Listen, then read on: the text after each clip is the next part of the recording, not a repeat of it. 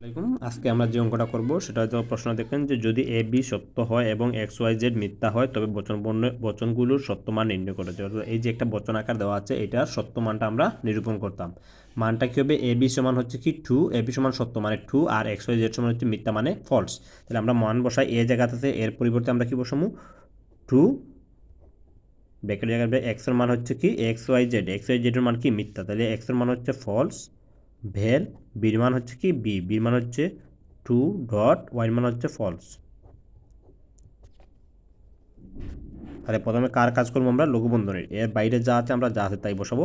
2a ফলসে কী হচ্ছে? 2a ফলসে false, ডটের ক্ষেত্রে 2a ফলসে false. দেখো আমার দুইটা থেকে একটা সংখ্যা হয়ে গেছে, এই জন্য আমি কী করছি লঘুবন্ধনা তুলে দিয়েছি। আচ্ছা, এখানে ওই যে ইকুয়াল দিচ্ছে, হ্যাঁ তোমরা ইকুয়াল দিতে পারো নাও দিতে পারো, সমস্যা নাই, ইকুয়াল না দেওয়াটাই বেটার হবে। হ্যাঁ, তাহলে হচ্ছে বেলের ক্ষেত্রে কী হচ্ছে? বেলের ক্ষেত্রে ফলসে ফলসে ফলস, ঠিক আছে, বেলের ক্ষেত্রে দুইটাই ফলস হলে ফলস। এখন হচ্ছে যে দুইটা সংখ্যাতে একটা সংখ্যা হয়েছে, এই জন্য আমি কী করছি বন্ধনীটা তুলে দিয়েছি।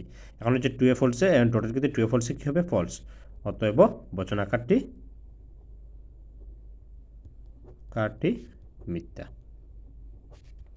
ঠিক আছে, তাহলে এই শেষ। এই অঙ্কগুলো হচ্ছে একদম ছোটো অঙ্ক, মানে এগুলো হচ্ছে বচন বর্ণের নিচে মান বসে সত্য মান নির্ণয়। আমরা যে বচন বর্ণের নিচে মান বসে সত্য মানটা নির্ণয় করলাম যে লাস্ট সিদ্ধান্তের বাইরে সে মিথ্যা।